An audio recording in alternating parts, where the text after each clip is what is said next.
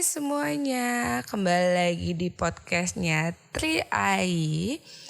Apa kabar nih semuanya yang suka ngedengerin podcastnya aku?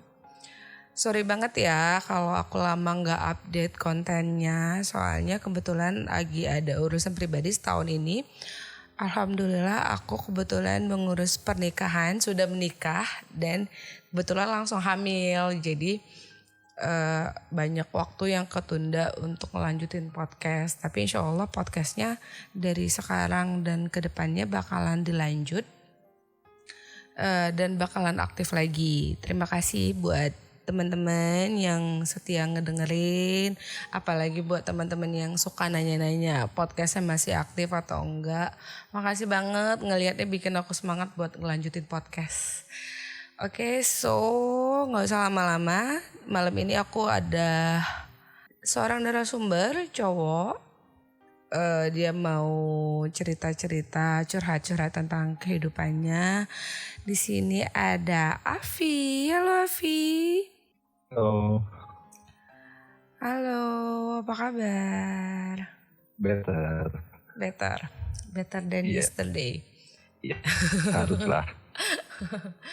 ya harus sih kalau better than yesterday ya. Yep.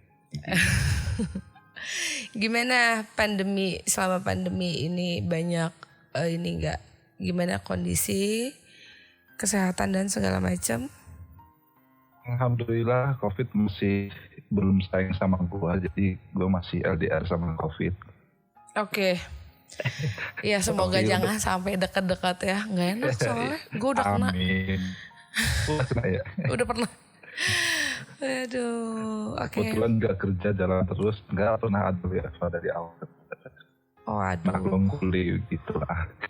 Pejuang rupiah ya? Ya kurang lebih gitu. Ya gak apa-apa, semoga rupiahnya berubah menjadi dolar. Ya. Amin, gak tahu kapan ya. Oke Afi, apa nih yang mau diceritain hari ini?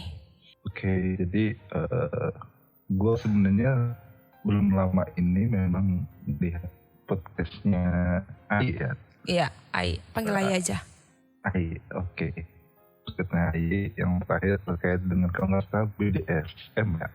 Iya, bondage. Tapi kebetulan narasumber sebelumnya itu dia masokis ya istilahnya. Iya, dia lebih ke submisif. Iya. Bilang sih mungkin. Ya, di banyak hal sih kemarin. Saya bukan menggaris bawahi, cuman ya saya mau seperti sharing juga tentang point of view-nya cowok ya sebagai cowok. Kemarin kan point of view-nya cewek mungkin sedikit berbeda dengan point of view-nya cowok. Jadi di case sebelumnya dia kan lebih suka disakiti dan mungkin hampir merasa disakitin itu baik-baik saja. Jadi gue juga salah satu orang mungkin di bidang praktisi juga nggak praktisi banget, cuman gue interact into BDSM juga gitu. Oke. Nah kebetulan kalau ditanya gue lebih ke arah dominan atau submissive, gue both of them. Kedua bisa keduanya. Jadi gue sometimes melihat sisi sebagai seorang dominan, sometimes sisi dari seorang submissive. Mungkin satu hal yang perlu digarisbawahi concern ya, tentang hal concern. Jadi memang seolah-olah gue gak praktisi, dibilang praktisi juga enggak sih, impact itu BDSM juga. Sorry, lo gak praktisinya tuh memang karena gak ada chance untuk praktisi, gak ada pasangannya, atau memang lo gak berani untuk mencoba? Dibilang pasangan, gue mungkin different story nanti ke depannya. Oke. Gue after divorce soalnya. Oh, lo after divorce, oke. Iya, salah satu penyebabnya ya sebenarnya into BDSM-nya itu. Kenapa gue bilang praktisi? Karena memang bukan praktisi juga, karena gue cuman berpasangan dengan satu orang itu. I see. As you know, into BDSM kan maybe mostly udah nggak tahu bisa gunakan pasang, tapi gue cuma punya satu pasangan doang. Kebetulan kemarin di bini gue kan. Tapi ya ada jalan beda, kayak nanti mungkin different cerita. Jadi memang gue kalau dibilang dom bukan dom, dibilang sub bukan sub. Gue dibilangnya switch kalau ada switch, jadi bisa memposisikan sebagai seorang dominant atau seorang submission. Bilang keduanya itu konsep ya. Kalau nggak salah itu ada satu aspek yang harus diperhatikan, salah satu adalah consent atau kesepakatan kedua belah pihak. Dia kan bukan asalan jadi human abuse gitu kan, jadi bukan jadi seolah karena sepihak gitu, yang menyakiti ya seenaknya dia sendiri, nyakitin orang, terus yang sakitin gue mau begini, pokoknya lu harus gini buat gitu. Nggak segampang itu. Karena kalau itu bukan pasangan kita, jadinya bisa crime, bisa ya itu udah abusive. Iya, yes. Kalaupun itu pasangan kita, itu bisa di KRT. Ya. Ya, jadi itu dua sisi saw yang sama-sama tajam. Yang satu bisa mungkin satu bisa jadi masalah. Betulan kalau saya lihat dari cerita terakhir dari IT itu, mungkin dia melupakan satu sisi itu concern. Sementara pasangannya untuk maunya diginiin terus pengen gini. Sampai pasangan kita itu nggak ngerasa nyaman dengan itu. Ya, paham. Yes. Karena gue juga mengalami hal itu. Pas posisi gue sebagai seorang dom, saat gue punya limit yang jauh dari harapan gue. Gue mau maksain dia, misal gue mau lo sampai berdarah-darah gitu. Tapi gue sendiri takut dengan darah gitu. Jadi kan gak ada kecocokan. Kalau di pasar berdarah, itu sebenarnya harus perhatikan lagi kesepakatan jawabnya seperti apa. Jadi bukan masalah lu puas tapi gue jadi tekan, atau gue tekannya puas gitu. Gitu. Jadi banyak sih sebenarnya licin di dunia BDSM. Iya, kembali lagi kalau memang seorang tip sih sudah memahami sampai aspek-aspek kesepakatan, mungkin ada hitam di atas putih atau seperti apa pasti ada. Sebenarnya kalau untuk BDSM itu nggak harus yang kayak aspek-aspek hitam di atas putih, enggak sih. BDSM itu yang gue pelajari, ada beberapa yang sempat gue baca psikologinya, dia itu punya concern kan kalau BDSM itu. Jadi dia punya kesepakatan antara kedua belah pihak, kayak yang lo bilang tadi. Ada batasan dan aturan-aturan main.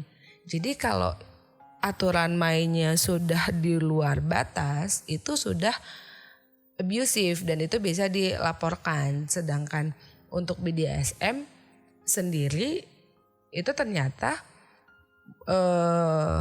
tidak bisa dilaporkan karena itu kan mau sama mau kan. Gitu. Jadi sebenarnya BDSM itu setelah penelitian terbaru itu tidak termasuk ke penyimpangan. Cuman ada beberapa yang memanfaatkan itu ke jadi penyimpangan kayak abusive gitu. Karena suka melanggar batas dan aturan. Mungkin karena proses 50 sekali. Mungkin atau ya kebablasan. Kebablasan, iya. Kalau cerita gue dulu tahun 2005. Pas gue merantau di sini, saya sempat pengen mencoba gitu sebelum gue merit ya. Gue pengen mencoba dengan seorang yang mungkin di sosial media terkenal sebagai pro dom gitu, professional dominatrix apa, the professional mistress juga. Tapi di sisi lain gue takut. Kenapa? Beneran nggak ya? Kalau gue nurutin nafsu gue, nyawa gue kayak gimana nih? Apa nanti penipuan sampai gitu. Sampai akhirnya waktu 2005 kalau nggak salah pernah gue coba DM darikan itu buat DM, gue nanya gimana pengantin gini diceritakan dari persyaratan segala macam. Kalau misal gue mengajukan persyaratan hitam di atas putih boleh apa enggak gitu. Jadi memang sometimes memang nggak perlu ya itu kan. Tapi kalau untuk keamanan masing-masing itu dirasa perlu. Iya, iya. Tapi menurut gue sih percuma lo bikin surat hitam di atas putih kalau lo ngelakuinnya sama profesional. Taruhlah profesional, istilahnya bukan orang yang lo sayang atau yang udah lo kenal atau pasangan lo. Ya lo bikin hitam di atas putih, kalau lo mati aja men. Percuma.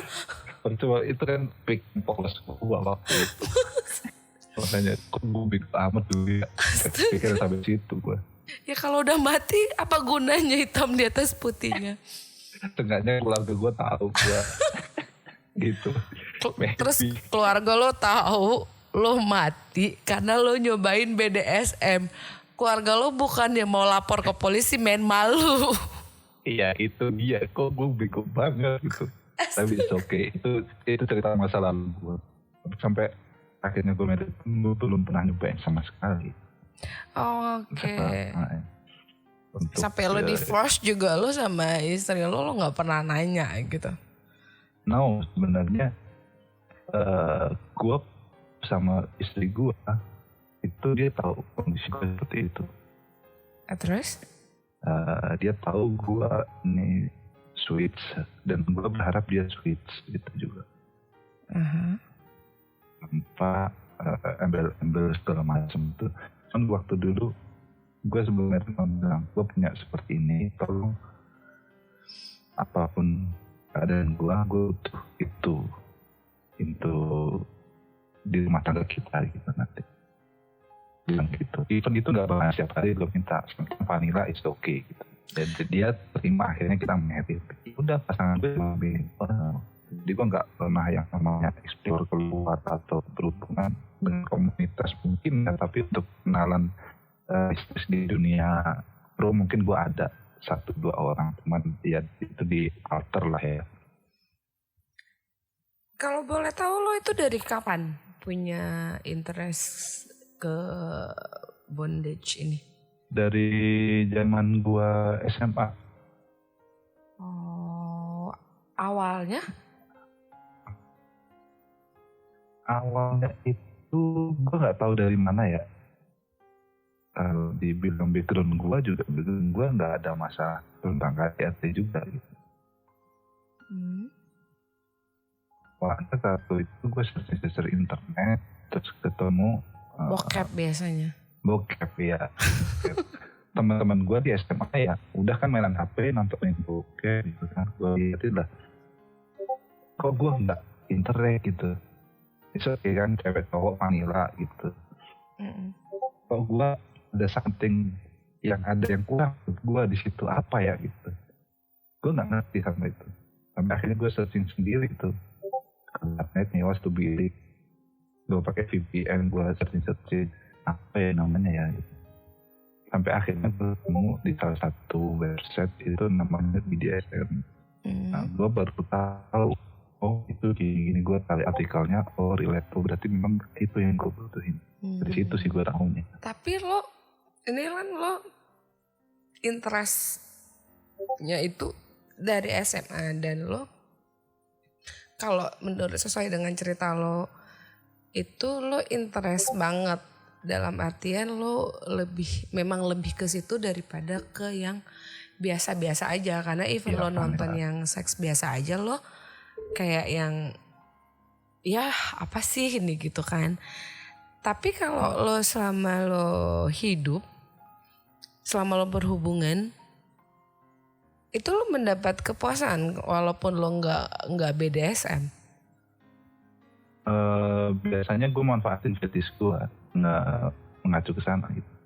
Kan BDSM kan lebih ke arah apa namanya kalau misalnya fantasi seksnya.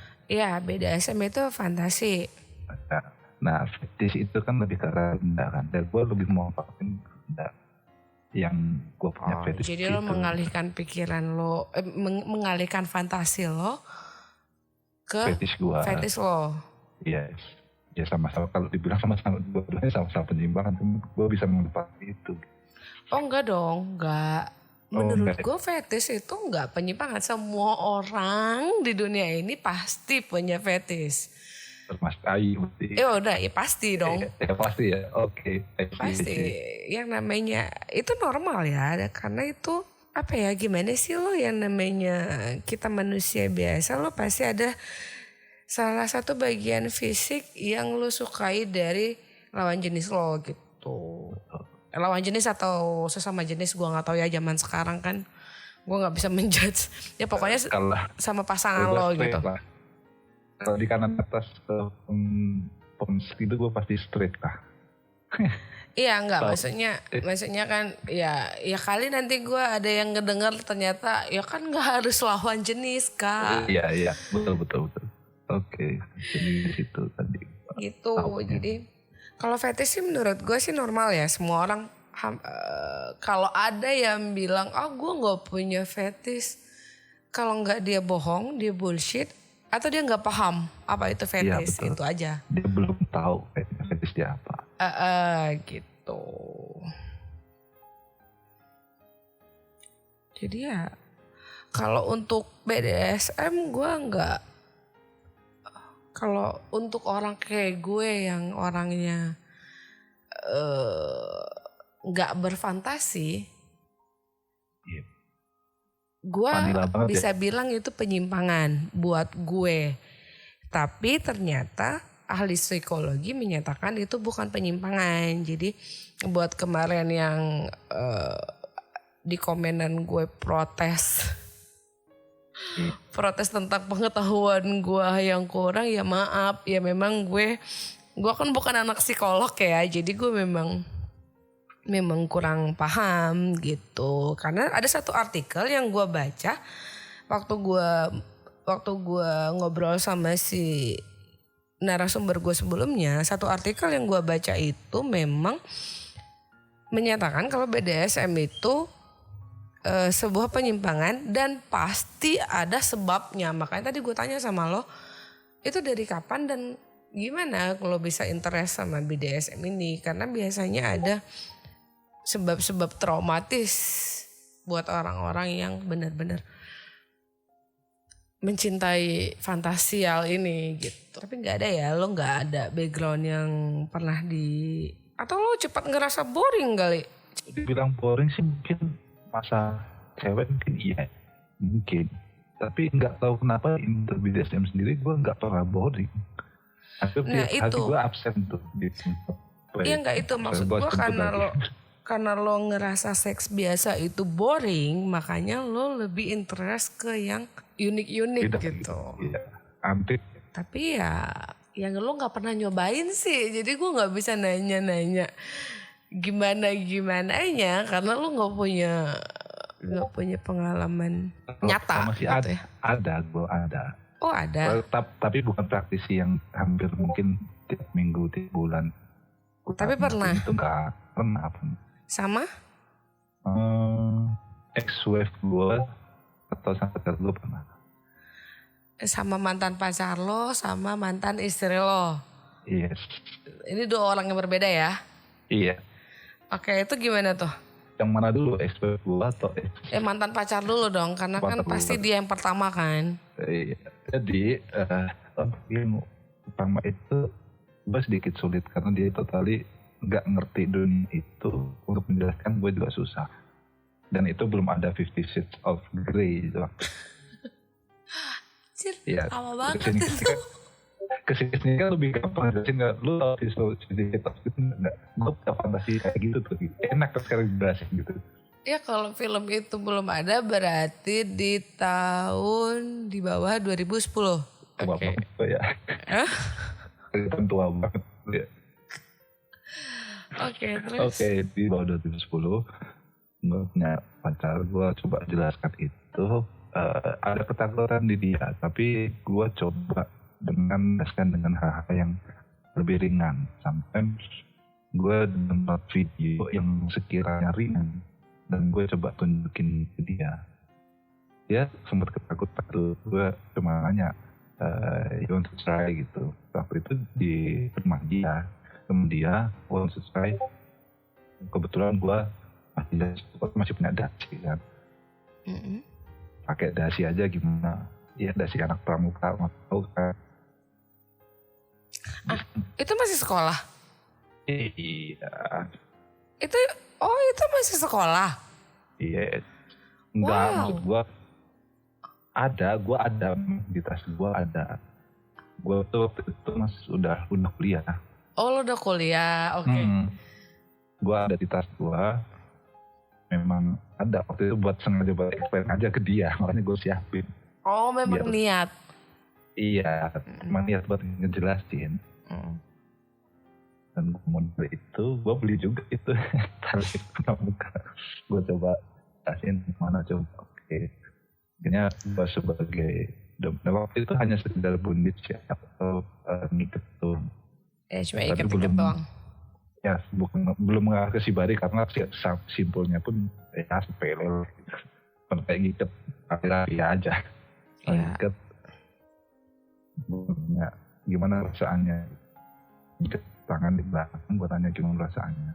Gak berasa apa-apa, it's okay, gue coba. Ya menjamah yang lain, gue mencoba bisa menikmati nggak bisa. Dari situ dia mulai terbiasa dengan gue. Mulai terbiasa, tapi kebetulan ada kecocokan di luar, nggak cocok di luar itu ya udah kita. Tapi lo nggak sampai jambak-jambak, nepok-nepok nggak ya? No, kasih kebetulan waktu itu memang dia awam, gue belum berani masuk ke arah sana. Padahal orang normal aja jambak-jambak itu biasa, apalagi BDSM. Iya. Tapi misalnya waktu itu dia pakai jilbab, ketutup Mbak.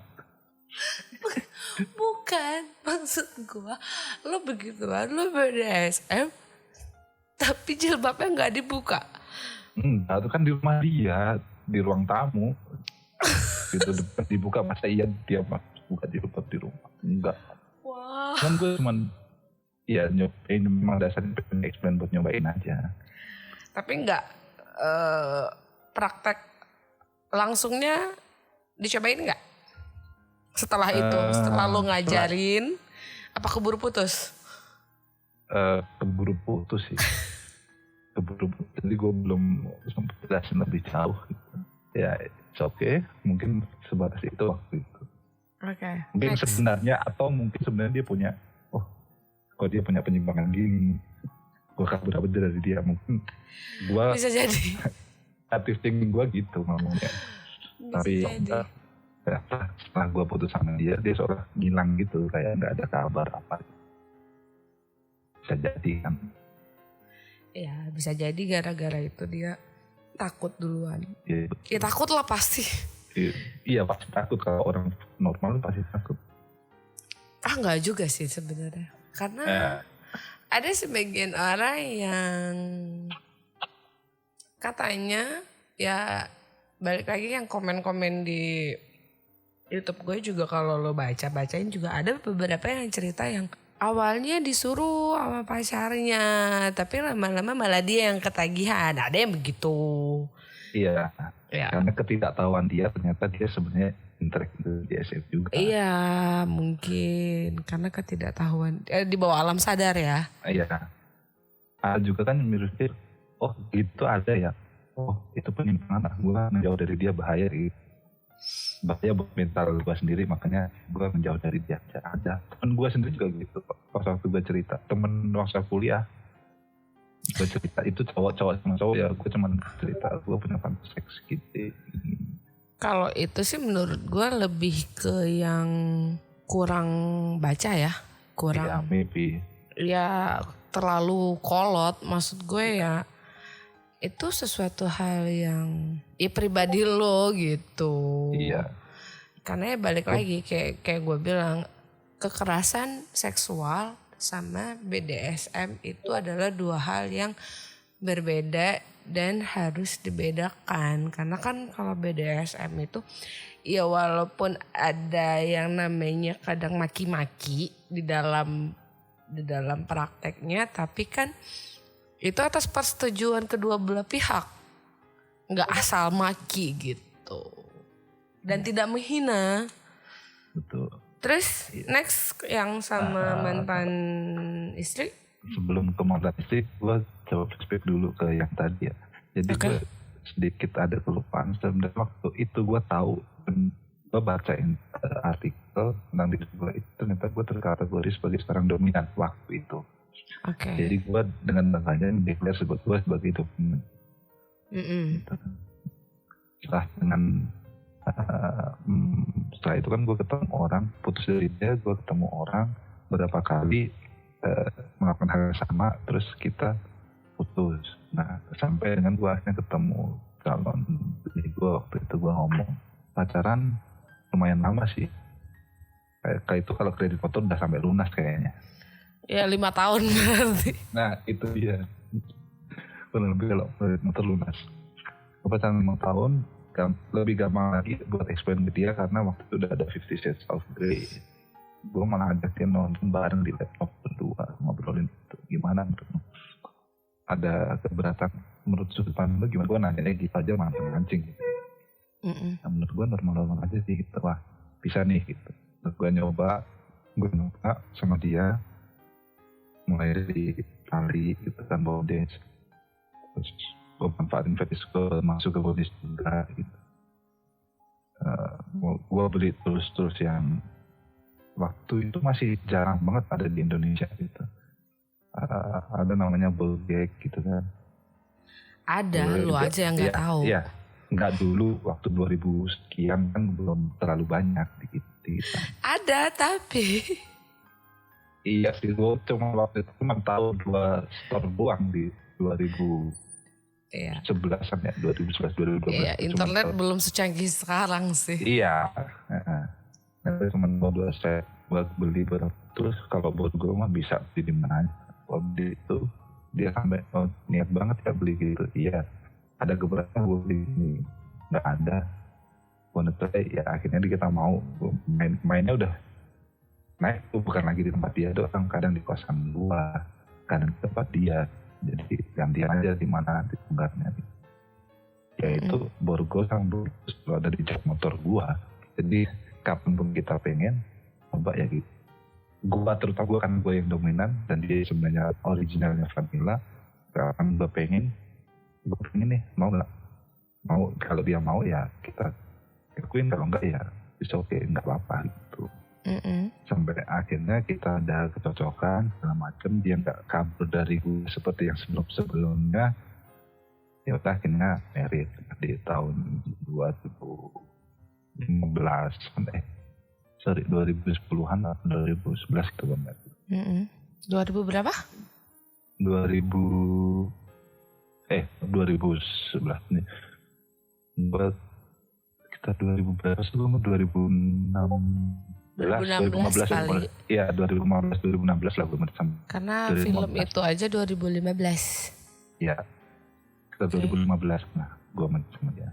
Nah akhirnya di tahun lalu gue divorce. 2015. 1, 2, 3, 4, 5 tahun. Iya betul. Tapi selama 5 tahun itu lo gak rutin ya? Maksudnya sekali doang dan itu gak, ya cuma ringan-ringan aja. Gak sampai cambuk-cambuk, gak sampai.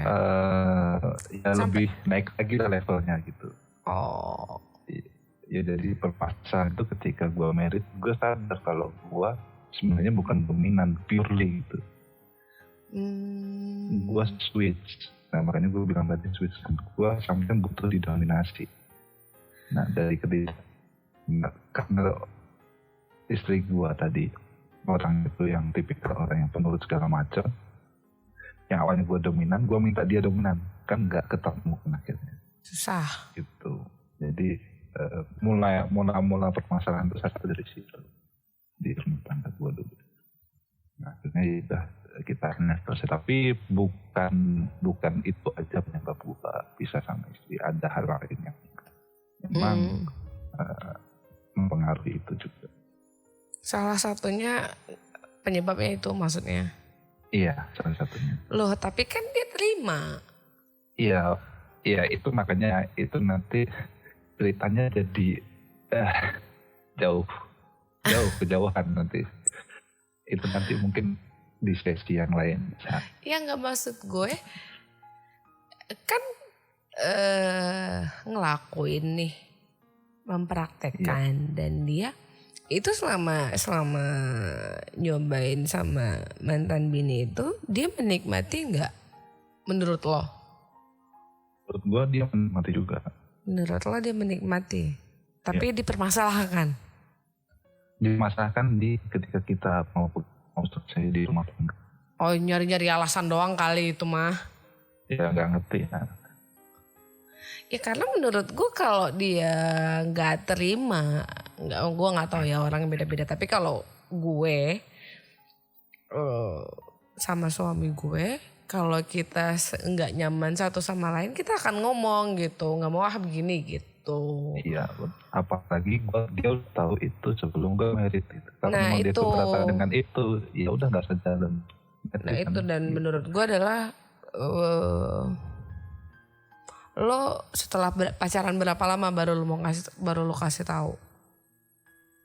Gua sekitar 2 tahunan pacaran gue kasih tahu. Nah itu menurut gue nih, lo besok nih kalau lo niat punya pasangan lagi, menurut gue lo kenalan itu dulu yang lo kasih tahu. Terima lanjut nggak ya sudah gitu. Jadi sebelum terlanjur sayang, sebelum terlanjur cinta, udah kasih tahu dulu gitu. Terima lah, ayo lanjut, enggak ya bye gitu. Frontal banget sih kalau gitu. Ya kalau udah kelamaan, udah yang cewek juga sebenarnya nggak terima, tapi ya gue buang-buang waktu nih. Udah 2 tahun. Elunya juga diterima secara terpaksa. Iya. Menurut gue. Iya sih, memang gue juga kepikiran gitu. Setelah ini gue nggak mau lah, intinya gue pacaran dulu tanpa masuk ngomong gitu. Gue PDKT pun gue ngomongin sebelum gue pacaran. Gue niatan sekarang begitu. Iya, karena itu adalah menurut gue ya. Kalau menurut gue, seks adalah salah satu part yang penting dalam hidup, apalagi dalam hidup berpasangan. Iya. Jadi dan gue tipikal yang buat gue seks itu sangat perlu dikomunikasikan. Betul. Jadi jangan istilahnya ini kan kita berumah tangga, kita berpacaran, kita berpasangan, istilahnya jangan ada istilah lo seks tapi kayak diperkosa gitu. Ya. Gitu, karena kan kalau untuk perempuan Indonesia terutama kan banyak banget yang susah diajak komunikasi soal ini. Even sama suaminya sendiri gitu. Jadi menurut gue masih merasa tabu ya. Aneh gitu. Tapi ya jadinya kayak yang lo lagi gak mood, tapi lo terpaksa gitu karena lo gak mau berkomunikasi. Nah jadi begitu juga dengan fantasi, fetish, gaya dan segala macam gitu menurut gue ya. Jadi kalau gue sih dari awal, kalau gue tipe-tipe yang dari awal sebelum gue pacaran, yang namanya seks ya diobrolin dari awal. Gue ya, nggak tahu orang. Zaman PDKT udah ngomongin ya berarti. Baru kenalan udah diomongin. Halo, nah gue punya fantasi gini loh gitu. Enggak lah, pas PDKT udah istilahnya memang udah serak, memang udah rasa suka. Ya ngobrol-ngobrol ringan aja dulu gitu. Kalau menurut gue, karena zaman sekarang itu udah bukan hal yang baru ya. Tabu sih ya. Bukan hal yang tabu juga. Dan lo nggak perlu lagi mempertanyakan orang lo masih perawan nggak. Menurut gue itu hal yang lebih nggak sopan daripada lo menceritakan orientasi seks lo sendiri. Iya. Itu lo nggak usah nanya, lo cukup curhat aja. Aku tuh gini loh punya punya fantasi seks yang agak beda loh. Kan lo menceritain diri lo nggak nanya pribadinya orang.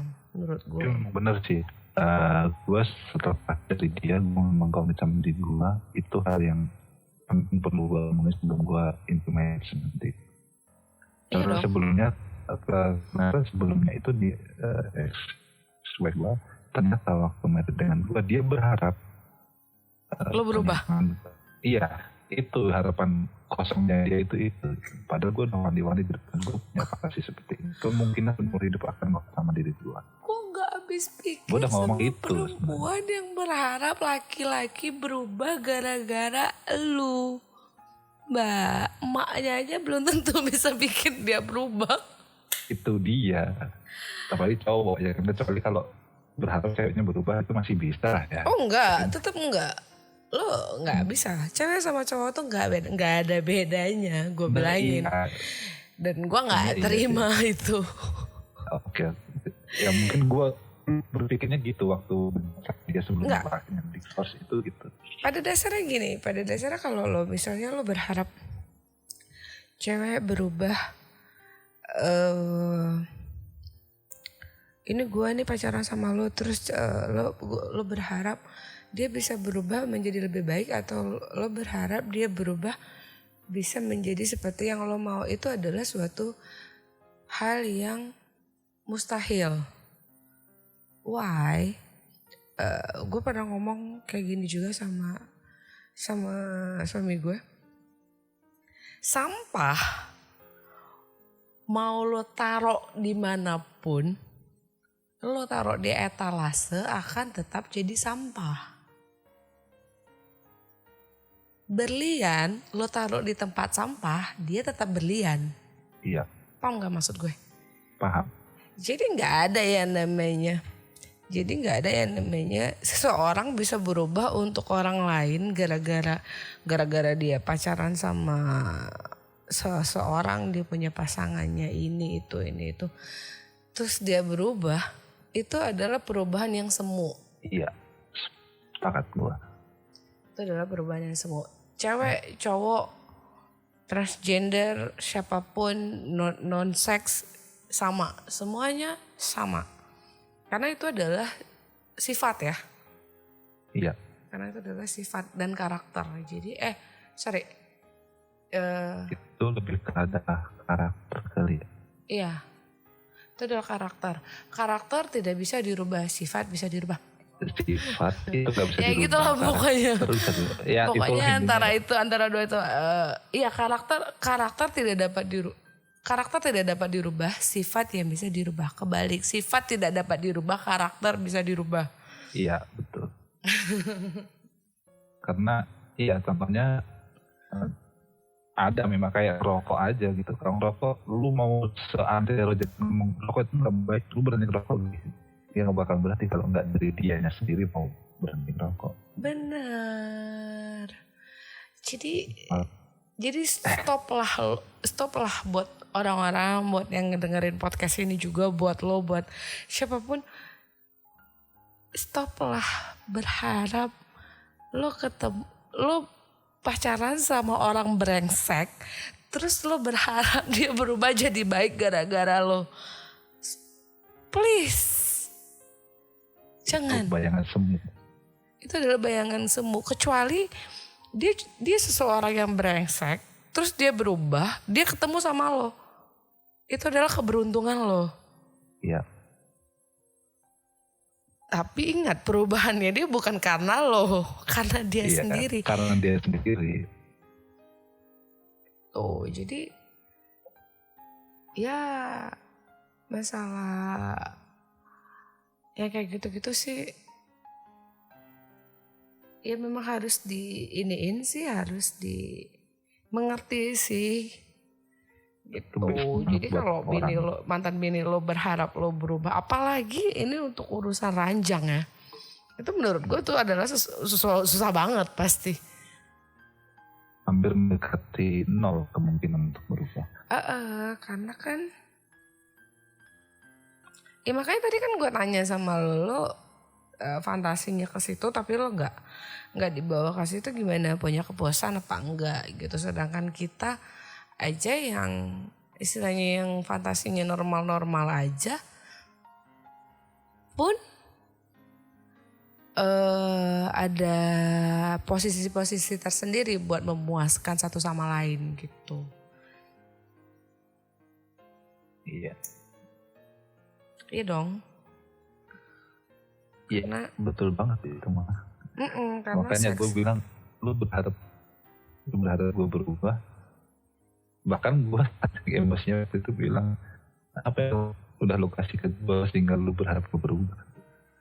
Terus apa, saking emosi ke suasana kali ya. Tapi sebenarnya poin bukan itu gitu. Ya kayak gue waktu itu terus analoginya sama rokok. Gue ngerokok sampai sekarang ngerokok. Tapi gue komitmen, gue punya anak, gue berhenti. Apa? Komitmen gue sama diri gue. Ya kebetulan gue divorce, gue belum punya anak. Oke. Karena sampai divorce pun bini gue masih perawan. Apanya? Bini gue masih perawan. Serius? Yes. Loh, 5 tahun ngapain aja? Nah, jalan-jalan doang.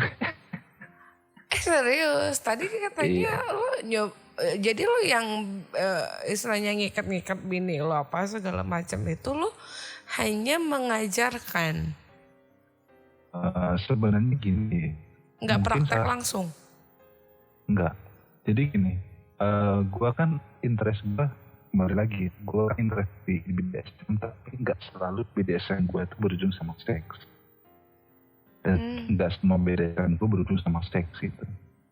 Klimaks salah satu is oke, tapi nggak selalu berhubungan sama seks. Nggak Endingnya direct selalu sex gitu, maksudnya. ya. Nggak selalu orientasinya seks. Nah, gue sama bini gue itu lebih ke arah, ketika gue ngelakuin itu, salah satu dari kita ada yang terpuaskan, udah selesai. Dan waktu gue pacaran dulu, salah gue itu, entah salah gue atau apa ya, gue selama pacaran nggak pernah namanya mengotak-atik karya vital wanita. Oke. Karena itu mungkin prinsip gue ya, Iya. bagi seorang Iya. cowok. Gue gak mengotak-atik karya itu, jadi gue takutnya ketika gue married, ternyata dia ada masalah di situ. Dia apa? Punya masalah di area vitalnya dia. Masalahnya? Gak bisa penetrasi. Apa? Gak bisa penetrasi. Nggak, sorry, aku putus. Nggak bisa apa? Penetrasi. Apa itu? Penetrasi itu maksudnya kita ke tempat cewek, punya cowok masuk ke tempat cewek, itu penetrasi. Punya ML cewek. lah gitu. Nempel? Nggak bisa ML. Why? Sakit? Iya. Jadi setelah gue, mungkin ntar motornya gimana ya. Setelah gue udah tahu, kita sepakat, gue punya dunia gitu, gue pahami dia semuanya, sikapnya dia gitu. Gue memutuskan meritkan sama bini gue. Nah setelah gue merit sama bini gue, di malam pertama merit kan biasanya langsung nyobain kan gitu.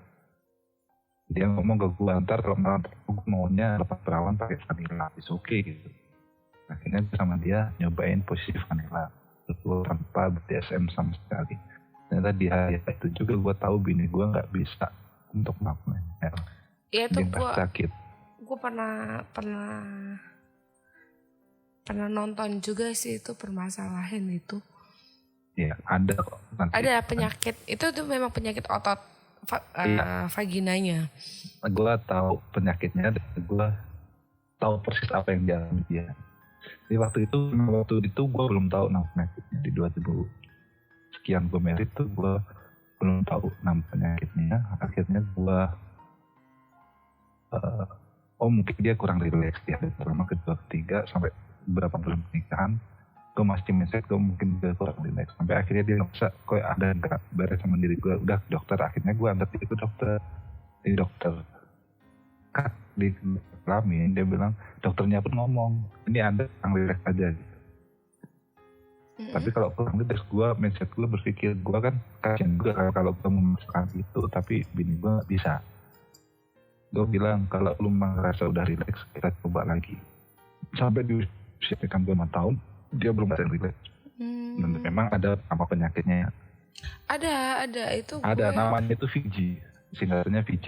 Oh, Atau singkatannya disebut, vaginismus. yes, Vaginismus adalah gangguan pada vagina perempuan di mana otot di sekitar vagina mengencang dengan sendirinya saat mengalami penetrasi seksual. Meski hubungan seks dilanjutkan, ada risiko perempuan merasa kesakitan. Vaginismus tidak mempengaruhi gairah seksual seorang, namun dapat menghambat hubungan. Oh, I see. Jadi dia tetap horny, dia tetap bisa masturbate, tapi dia tidak bisa dimasuki ya. betul. Wah, Di hal itu pun, itu kan yang bukan fantasi gue ya, itu normalnya kita di dalam mata gue pun mengerti, oh dia sakit ke situ, makanya gue harus berhenti, gak bisa nyakitin dia. Tapi apalagi gue di BDS dan dia ngeluh dikit aja pasti gue berhenti gitu. Jadi ya soalnya memang ini gue pernah nonton itu artikelnya orang luar sih. Jadi dia nikah beberapa tahun, sama kayak lo menikah beberapa tahun tidak pernah nggak pernah ML karena istrinya punya penyakit ini gitu. Akhirnya operasi kalau nggak salah gue. betul, ada operasinya, tindakannya ada di Indonesia, cuma Ya kan? satu. Gue buka jalan sana juga. Jadi lo nikah 5 tahun ngapain aja? Iya, lu bisa bayangin lah. Makanya gue sampai ngomong kan tadi di depan, gue pernah ngomong, lu udah kasih apa ke gue sehingga lu bilang gue harus berubah gitu. Mungkin gue ketebak emosi ya, sampai gue ngomong kayak gitu.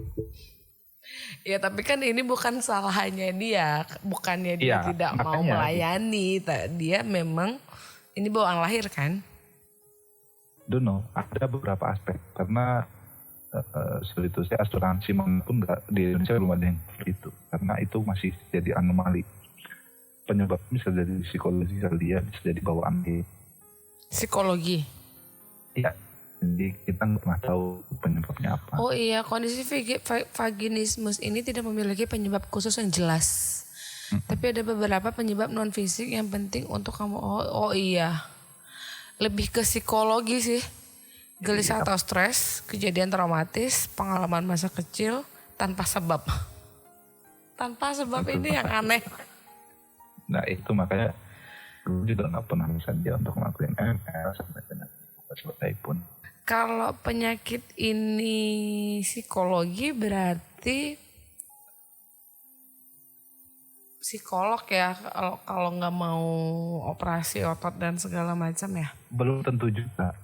Karena dibilang tadi kan gak ada pasien itu benar bawaan akhir psikolog. Kita mau nunggu psikolog habis berapa juta pun selesai masalah itu. Bisa jadi ternyata bawaan akhir. Iya juga sih. Tapi tindakan medisnya di Indonesia udah ada. Jadi buat cewek-cewek di luar sana atau wanita dari sana sebisa mungkin pahamin diri sampai sebelum menikah. Tapi biasa rata-rata tahu ketika menikah. Karena kan berpasangan kan buat penetrasi. Iya, dan kalaupun kalian tahu penyakitnya itu, di Indonesia udah ada solusinya di Bandung. Dia sendiri nggak tahu penyebabnya apa. Nggak tahu, sampai dia sembuh pun nggak tahu. Udah sembuh? Jadi pisah kak, justru gue nyembuhin dia. Terus? Ya udah, setelah dia sembuh, entah dari mana dia dapat omongan, dia keberatan dengan dunia gue. Gue baru mau nanya, setelah dia sembuh dia nyobain sama orang lain. Iya, kalau dibilang sih gitu. Oh iya? Enggak lah. Iya kan? Kita aja Bisa jadi lo udah nyembuhin dia, terus setelah dia sembuh dia nyobain sama orang. Enggak, gue emang gak mau suzon lah. Gak mau negative thinking. Astaga, ya Allah. Jadi mungkin ini cerita di balik air semua. Jadi gue 5 tahun merit. Di 6 bulan pertama akhirnya gue sadar bini gue mesti penetrasi. Nah kebetulan gue LDM waktu itu, dia lanjutin setelahnya, gue lanjut kerja di sini. Sering sih ketemu, paling 2 bulan sekali kita ketemu. Waktu ketemu kita tetap nggak ML, tapi gue nanya mau nggak into BDSM gue gitu. Dia mau gitu kan. Nah dia mau ya kita ngelakuinnya itu aja satu sama lain. Cuma kebetulan waktu itu gue yang dominan sampai akhirnya gue ketemu kok gue bosen jadi dominan, gue coba jadi submissive dan dia nggak bisa untuk ngelakuin itu gitu. Iya, karena ya jangankan orang yang nggak punya fantasi itu ya, yang narasumber gue sebelumnya sendiri pun kalau disuruh jadi dominan dia nggak mau kan? Iya. Kalau lo dengar sampai selesai, Iya. dia itu walaupun pacar-pacarnya itu dia yang ngajarin, karena kan kebetulan kebanyakan pacarnya normal-normal aja nih. Iya. Walaupun dia ngajarin, dia itu mintanya dia yang dipukul gitu. Dia nggak mau, tetap dia nggak mau dia yang ngikat atau dia yang mukul. Dia tetap nggak mau. Dia tetap maunya dia yang disiksa. Cuman enaknya dia itu cewek kan. Iya. Dia itu cewek, pasangannya cowok itu ketemu hal-hal baru kan kayak ketemu mainan ya. Iya, tertantang gitu ya. Jadi banyak gitu untuk lawan, dia mau coba walaupun dia berganti pasangan, terus dia ngajarin, dia balik lagi harus ngajarin apa segala macem. Cowok kan justru lebih yang wah apa nih gitu. Kalau cewek kan takutnya duluan yang di nomor satuin. Sama pikiran-pikiran negatif lainnya. Iya, dapat mau dulu. Udah kayak apa nih cowok gitu. Gue betul cerita gue tadi, jadi setelah gue coba itu, dia nggak bisa kan ngakuin sebagai seorang dominan. Dia keberatan. Oke, dia keberatan. Cuma kalau gitu mungkin gue next air ya kan, selama ini sekian lama cuma ngikat terus ngerangsang dia ngerangsang gue dalam kondisi ikat gitu kan. Ya gitu aja gitu, belum ada permanen take a rule, kayak punya rule sendiri kayak aturan gini, misalnya kayak ya panen reward gitu. Ya kayak kan nggak selalu tentang diikat terus dikocok keluar gitu kan. Atau sebaliknya, lo diikat lo nangsin gue terus saya nggak harus seperti itu kan. Kalau di BDSM sendiri ada permainan yang kayaknya spanking. Nah banyak lah, gue nggak tahu rencananya karena gue bukan praktisi yang mendalam gitu, tapi gue suka dengan itu. Lo belum, kalau menurut gue sih lo belum pernah benar-benar mempraktekkan secara seutuhnya sih, karena Iya. Even sama mantan bini lo ya cuman karena lo nggak ML. Iya mungkin ya. Jadi Bisa beda kan. jadi masalah, beda kali feelingnya. Oh beda dong, pasti beda karena Pasti beda. Yang jangan pasti istilahnya gini deh, kalau lo cuman ngelihat cewek diikat terus lo terangsang terus lo masturbate sendiri, ya kenapa lo nggak nyari video-video aja, sama aja dong. Iya sama aja. Makanya gue waktu itu mau naikin main dulu ya, gue ikut, gue ngasih tas ke dia, tugas dia, coba ambil itu dalam kondisi terikut ya. Kalau sampai itu jatuh gue spend, kalau ini gue kiss atau apa gitu, saya semacam aturan-aturan lain gitu lah. Ya tetap punya aturan-aturan, cuman ya kayak ya jatuhnya bukan aturan BDSM ya Pak. Iya main di luar itu sih sebenarnya, cuman maksud gue bukan sekedar kayak main iket-iketan ya, doang. apa bedanya gue nonton bokep tadi yang lo bilang tadi, gak ada bedanya gitu. Iya kayak yang lo, ya bedanya lo speng beneran atau lo nyium beneran itu doang. Ya makanya gue bilang cukup kasihan ya hidup lo. Ya mungkin kalau orang mau ngeliatnya dari point of view gue ya, nggak tahu kalau dari point of view dia.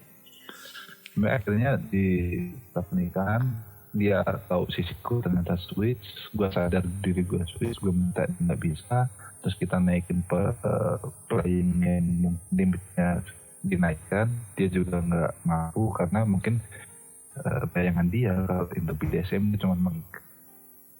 Terus dia ngeluarin banyak gua selesai gitu. Dengan dia sih setelah gua coba ngobrol ternyata sampai usia pernikahan Kristen tuh bayangan dia cuma seperti itu gitu.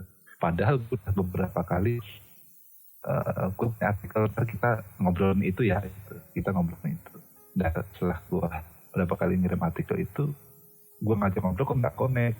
Lu nggak baca ya? Enggak, tapi nggak sempet. Oh iya udah nanti next time lu coba baca ya. Jadi dia nggak pernah mau mendalamin itu gitu. Ya dia memang tidak punya interest sama sekali. Ya menurut gue sih gitu. Makanya sampai di usia pernikahan gue di awal tahun lalu gue ngerasa hambar. Gue bisa di DSM gue gitu-gitu aja gitu. Akhirnya ya dan ngobrol satu sama lain gitu. Kesalahan itu dari awal sih karena apa ya? Karena dia pura-pura menerima itu. Iya, menurut gue itu salah satunya kan.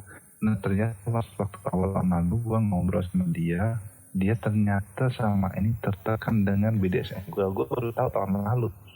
Gue ngerasa bukan gue marahin dia, malah gue ngerasa kok gue selama ini ngezolimin dia gitu. Karena maksa. Gue ini selama ini ngezolimin dia nih, gue gak pernah mikirin dia. Tapi selama ini dia ngomong fine-fine aja. Gue kan gak tahu ya, gue tipikal orang yang gak bisa dikode sih sama cewek.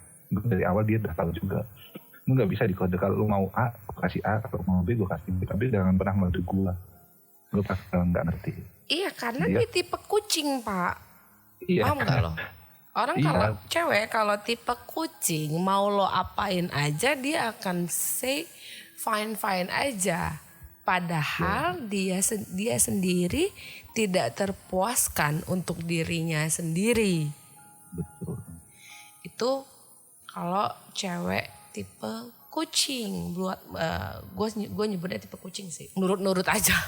Iya, nurut aja apa yang dilakuin, nurut aja.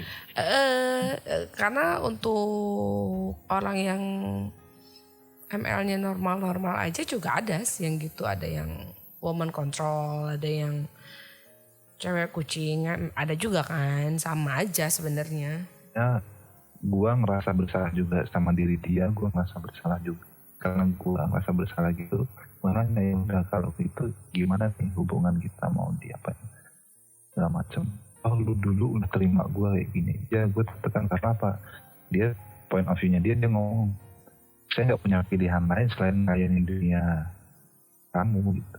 Dia ngomongnya gitu karena kembali lagi dia kan punya penyakit tadi kan.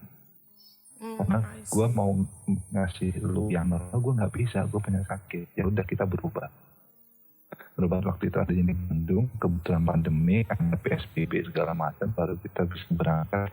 Tahun ini pun kita berangkat dengan konsekuensi kita sudah memutuskan untuk jalan masing-masing.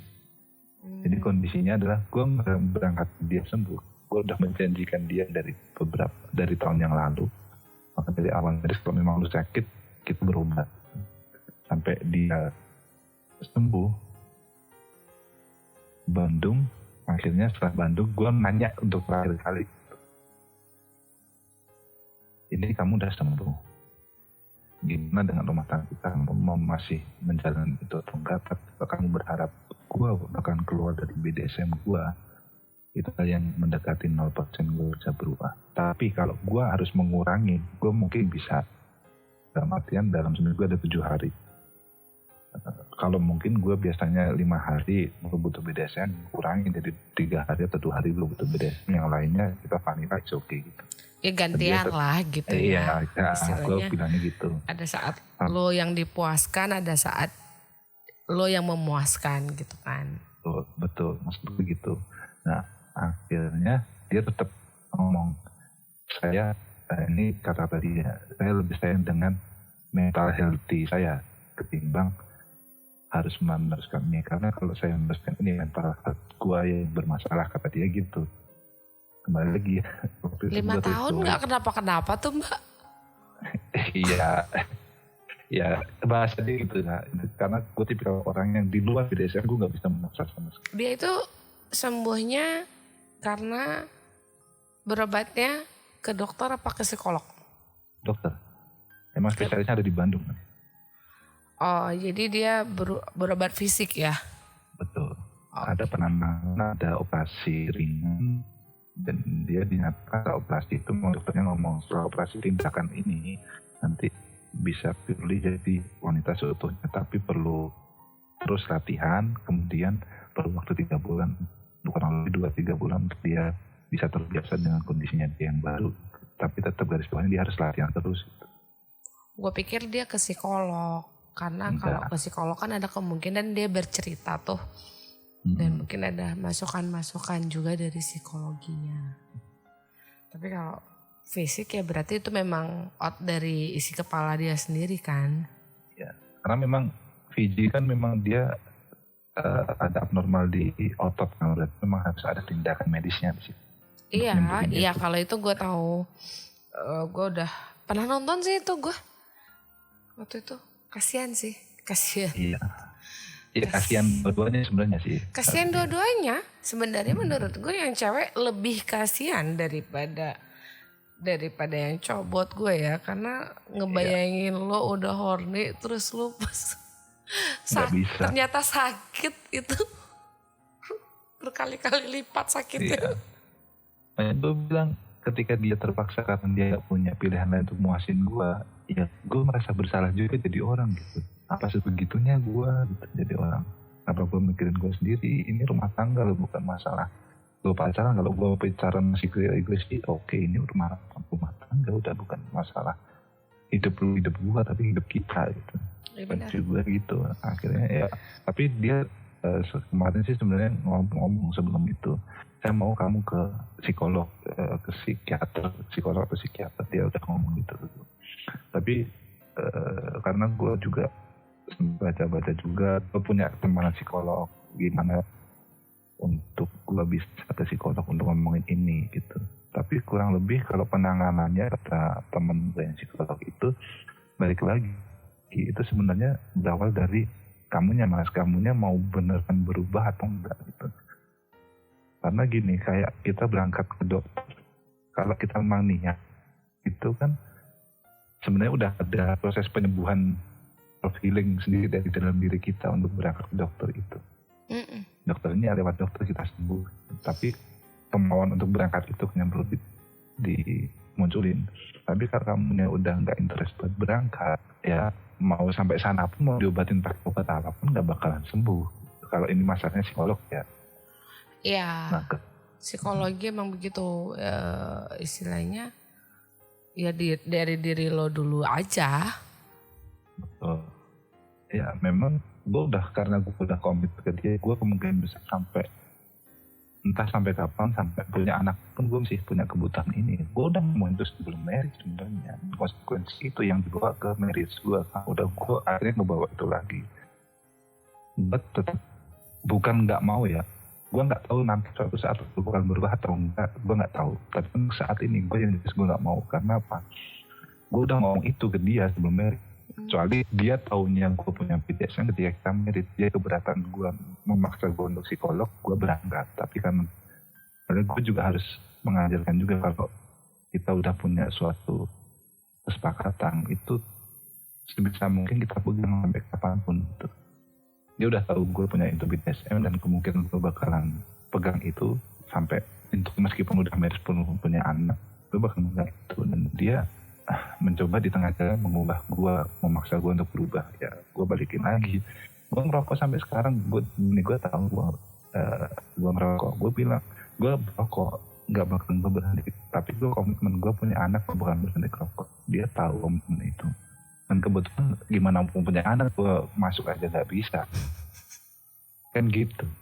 Jadi ya. Iya juga sih. Karena gue udah terlanjur janji, dan juga mungkin gue juga ngerasa gue bersalah juga selama ini gue memaksa dia untuk masuk dunia gue into BDSM itu. Akhirnya gue tetap kekeh meskipun kita sudah punya kesepakatan waktu itu untuk pisah atau jalan masing-masing. Mengantar dia ke Bandung, gue biayain dia untuk sembuh sampai akhirnya dia sudah dinyatakan sebagai wanita normal. Yaitu menurut gue, meskipun sebenarnya agaknya seorang orang kita masih nanya gini, lu udah jalan masing-masing, kenapa lu masih ngebatin gitu? buat apa? Terus lu ngobatin dia sembuh, dianya kalau ngakuin itu sama orang lain tuh nggak sakit. Banyak yang ngomong kayak gitu, tapi gue pikir gue tetap ada salah. Karena apa? Gue tetap orang memaksa dia, meskipun sebenarnya kesalahan bukan mutlak dari saya gitu. Tapi selama ini gue nggak ngerti karena gue udah nyakitin dia. Dia nggak pernah ngomong, kecuali dia ngomong dari awal. Ya mungkin gue juga nggak bakal merit sama dia, mungkin. Kita nggak pernah tahu kan itu. Iya, tapi ya apa yang ada di dalam istilahnya kan lo berdua yang tahu ya. Betul. Jadi ya kalau gue sih masalah lo ngobatin setelah lo divorce apa segala macam sih itu hak lo, dan kalau lo nggak keberatan ya udah sih gitu. Cuman ya yang disayangkan adalah ketidakjujuran dari awal itu yang sangat sebenarnya rentan banget di rumah tangga ya, ketidakjujuran dari awal. Apalagi lo pacarannya nggak sebentar men, pacaran 5 tahun, berumah tangga 5 tahun, lo 10 tahun ngapain aja? Iya gitu lah. Gue juga heran, gue pada nanya, lu pacaran lama, merit sama pacaran udah sama umurnya. Lu masih hal yang kayak gitu dia ngomong, ngapain aja, kemana aja sama dia? Gue nggak tahu, gue pacaran mah baik-baik gitu. Pernah buka-bukaan gitu? Enggak, gue gitu. Ya memang gue kalau pacaran nggak sama ngobrol itu sih. Waktu itu gue mungkin masih tabu dulu waktu pacaran juga buat ngomong belakang hal seperti itu tabu. Tapi sejak gue divorce, gue mutusin diri gue nggak boleh merasa itu hal yang tabu, karena itu hal yang pokok dalam berumah tangga. Kebutuhan yang lain mungkin masih bisa lah kita coba untuk mengalah satu sama lain, tapi untuk kebutuhan pokok itu menurut gue nggak bakal ada yang bisa ngalah even itu cewek atau cowok. Ya benar. Menurut kalau gue untuk urusan itu bukannya seks di atas segala-galanya ya, bukan, tapi seks itu nomor 1 buat menurut gue ya. Iya. Karena yang membedakan antara orang single dan orang berpasangan adalah seks. Itu satu. Kedua menurut gue nih, buat gue dan suami, lo nggak punya duit, lo ML, lo hilang stres. Iya betul sih. Lo marah, lo apa istilahnya gimana lo ML sama suami lo sama istri lo, ya lo hilang stres gitu. Jadi ya kalau lo nggak bisa melakukan itu ya gimana gitu. 5 tahun gue gak punya duit, gue lagi stres di kerjaan, pulang-pulang gak bisa, udah tambah stres. Ya makanya gue kok kasian banget sama diri gue sendiri gitu. Jadi kadang gue juga mikir, tapi ya mungkin itu jalan hidup gue sih, tapi ya harus di... Iya harus dijalanin. Berarti lo cerainya baru ya? Awal tahun. Awal tahun? Awal tahun lalu atau awal tahun ini? Tahun ini. Kan awal tahun lalu gue masih... Oh berarti ini masih pengurusan? Iya. Ya semoga baik-baik aja, lancar-lancar aja, sehat-sehat. Iya, betul. Pantesan kayaknya waktu nge-DM gue kayaknya yang stres banget nih orang, ternyata memang baru banget divorce ya. Betul. Ya jadiin pengalaman aja sih Hafi menurut gue, karena ini adalah hal yang lain daripada yang lain ya. Sebenarnya sih buat orang yang mengalami, ini adalah hal yang biasa dan menarik dan sangat nyaman gitu ya. Tapi kan buat orang yang awam, contohnya gue, ini hal yang agak spesial gitu. Jadi dijadiin pengalaman sih buat nyari pasangan daripada kejadian lagi kan, Bo? Betul banget itu. Nah buat teman-teman semua mungkin yang dengerin, buat gue pribadi juga, kalau ngomongin hal yang seks sekarang udah bukan hal yang tabu lah, jadi jangan takut buat ngomong. Iya bener. Gue heran, gue aja yang seksnya normal-normal aja, buat gue tuh nggak tahu, Bu.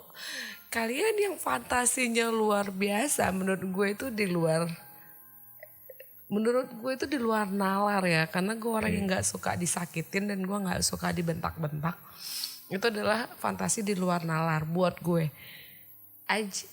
Kalian fantasinya udah luar biasa, tapi kenapa ngobrolin itu? Apa karena ngerasa terkucilkan kah? kalau urusan begini? Menurut gue sih karena gini, di negara kita terutama kan, apalagi sekarang di undang-undang makar ada deh pengaturan BDSM itu, gue lupa. Enggak, di undang-undang itu hanya ada sadisme. Di RUU itu ada memang undang-undangnya, tapi tidak BDSM. Jadi yang untuk sadisme mana nih ya? Masokis dan sadisme. Sadisme dan masokis akan termasuk kekerasan seksual jika salah satu pasangan tidak setuju namun dipaksa, dan ini bisa dikenakan tindakan pidana dengan undang-undang PKDRT. Jadi sebenarnya BDSM ini tidak masuk ke RUU, itu masuknya ke hak asasi masing-masing.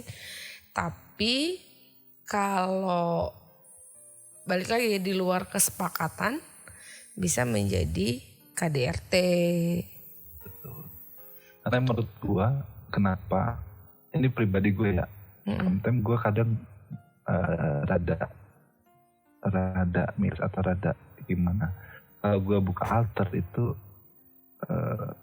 kayak terlalu banyak orang yang nyari-nyari. Tapi nyarinya tuh di alter gitu.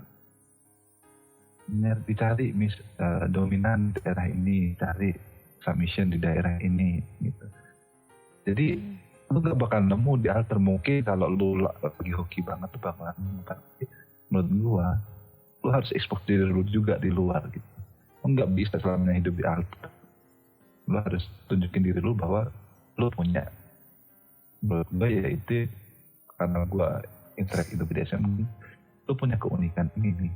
Jangan malu dengan keunikan lu. Even di luar sana bakal ngejar. Karena apa? Di luar sana kan yang normalnya adalah vanilla. Kalau lu punya fantasi seperti itu, lu bakal dijudge. Tapi acceptance di diri lu, jangan takut untuk dijudge seperti itu. Kalau perlu malah diajak diskusi atau dikasih tahu dengan realnya, oh ternyata itu bukan penyimpangan yang 100% KDRT lo. Karena jujur pribadi dulu waktu mau ngomongin itu, gue takut image-nya adalah, oh ini orang punya penyimpangan nih, punya, nanti kalau gue mati sama dia bakal KDRT nih. Gue jujur mau ngomong itu takutnya ke arah sana, dan mungkin banyak orang yang di luar sana sama dengan apa yang gue alami. Tapi kembali lagi, waktu pacaran PDKT bisa mungkin bicara hal yang seperti itu ya, karena bener. Itu penting bro, penting banget ya. Kebetulan kita tinggal di negara Indonesia yang sangat yang kaku ya sebenarnya. Iya. Ada bagusnya, ada enggaknya. Cuman ya ini 2021 gitu loh. Kalau lo nggak jujur akan sesuatu di diri lo sendiri yang bakalan kena mental illness. Tuh. Iya, daripada kita menderita mendingan daripada lo ternyata lo punya fantasi seperti ini, terus lo maksain menjadi seseorang yang normal agar dianggap normal, agar diterima pasangan lo. Akhirnya lo menjalani kehidupan berumah tangga yang terpaksa seumur hidup. Iya. Ujung-ujungnya apa? Lo justru menurut gue karena tidak adanya kejujuran malah jadi penyimpangan beneran. Betul. Yang ada main di luar. Itu satu. Kedua, ada yang jadi penyimpangan beneran gimana sih, kayak yang dulu gue pernah ketemu orang di online, temen gue. Jadi dia laki bini, gue suami istri. Itu suami istri, gue gak tahu itu awalnya siapa yang punya masalah. Tapi mereka maunya kalau lagi ML, video call, intinya ada yang nonton. Iya. Nah menurut gue yang begitu-begitu ya penyimpangan menurut gue. Exhibition ya. Ya mungkin sedikit mendekati exhibition mungkin ya. Iya menurut gue kayak gitu-gitu penyimpangan. Terus sama yang kayak yang dulu sempat heboh di berita yang dia grepe diikat pakai kain jarik ya.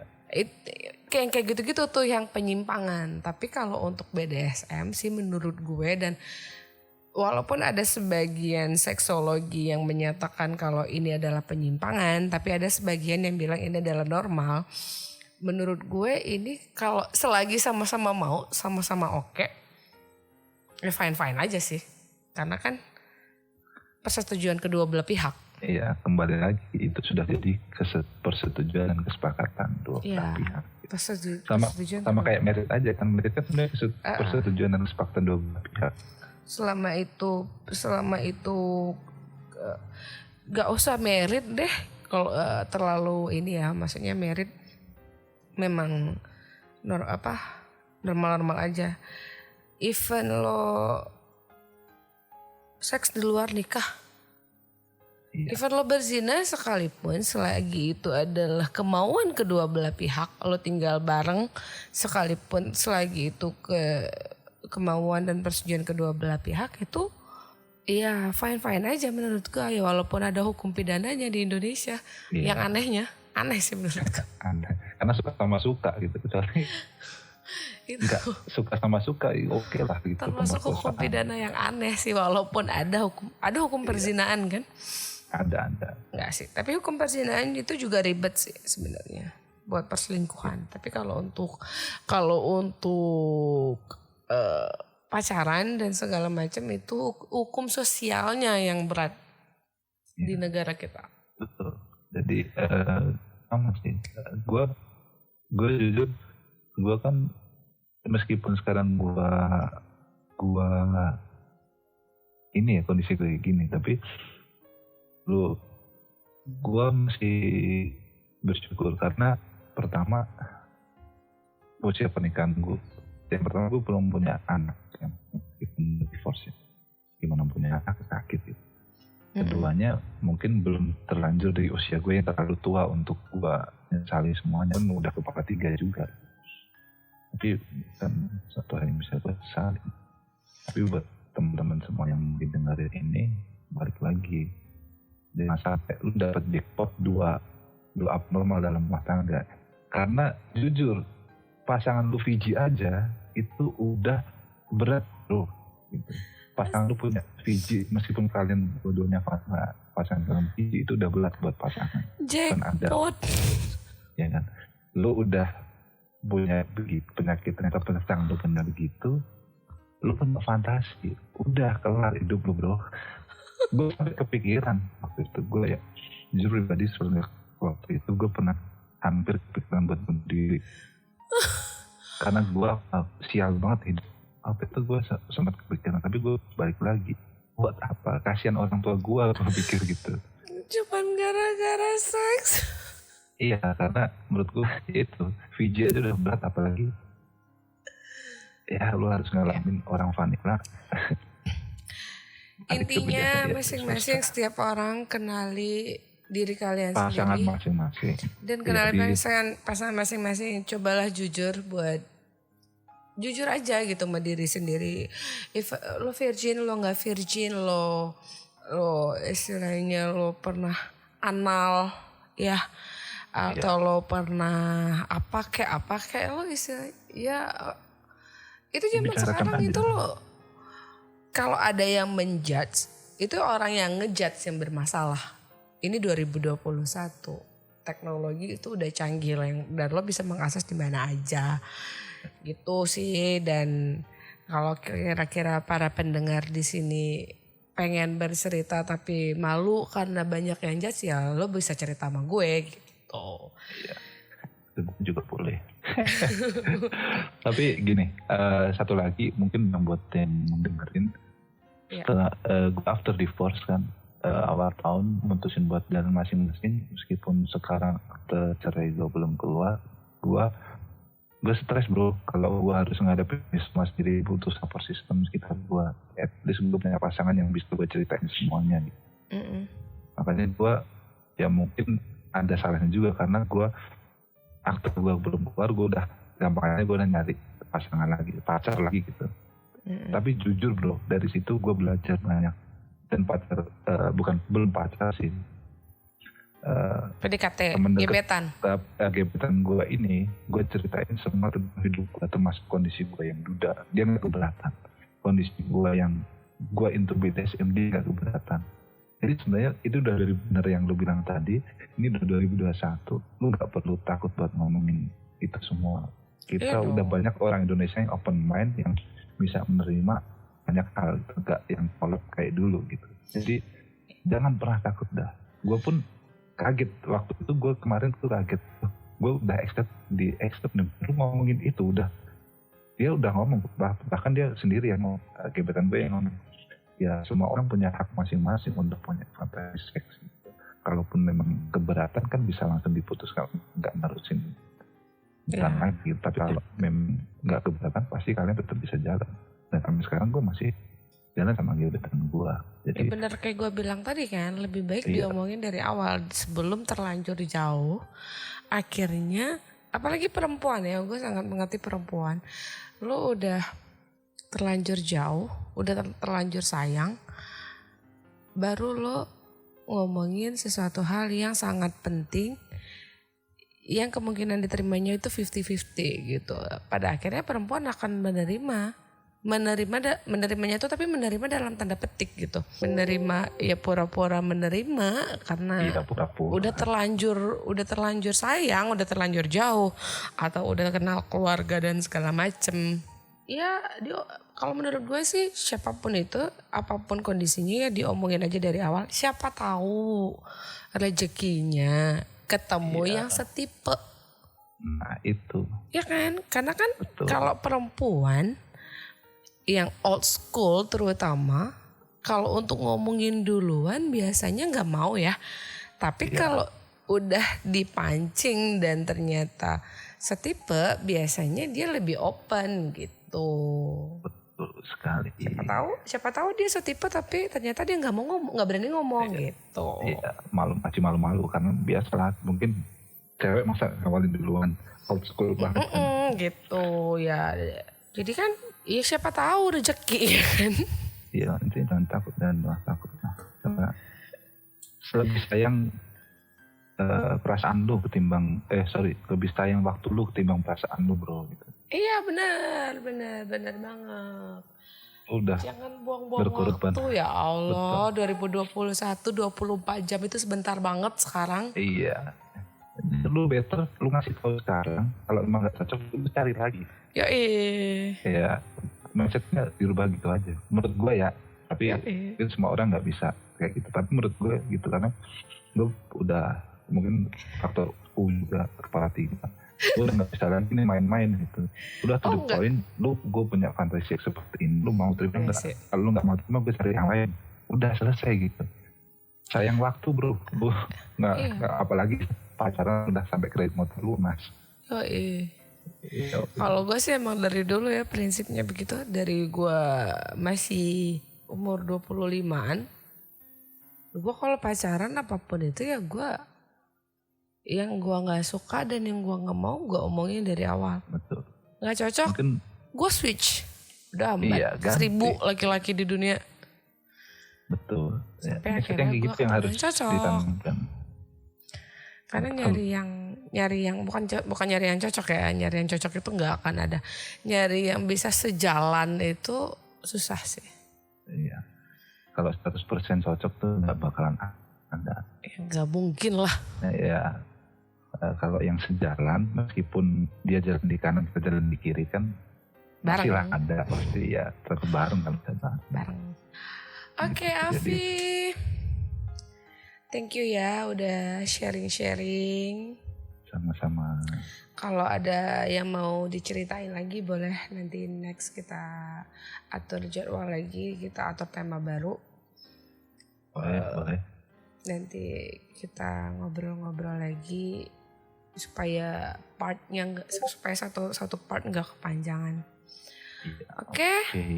Siap. Makasih ya, sehat-sehat terus. Semoga kehidupannya lebih baik lagi. Semoga nggak dapat jackpot lagi.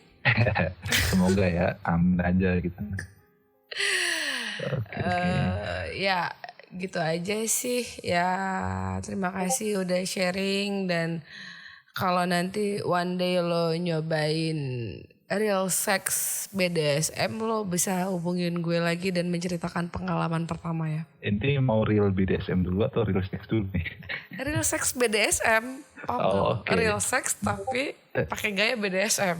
Iya, Kalau real bisa, sex Nan. biasa mah gue juga sering. Starting lagi. Ya, Oke, siap. Terima oke. kasih juga. Thank you banget ya. Thank you. Good luck ya, sehat-sehat Yo. terus, keep safety, keep healthy, keep life yang jelas sih. Oke? Siap. Oke, Terima thank kasih, you. Han. Thank you. Bye-bye. Bye. Itu dia tadi ngobrol-ngobrolnya sama Afi yang masalah rumah tangganya, bukan rumah tangganya, masalah kehidupan seksnya yang sungguh sangat complicated menurut gue. Buat kalian gak tahu sih. Jadi intinya dari obrolan tadi buat kalian semua yang ngedengerin ini, cobalah berusaha jujur ke diri sendiri, berusaha jujur ke pasangan apapun kondisinya. Dan jangan malu untuk terbuka. Istilahnya untuk hal-hal tabu itu coba disingkirin dulu untuk kebaikan diri kalian sendiri juga. Oke, itu aja dari aku. Kita ketemu di podcast selanjutnya. Dadah.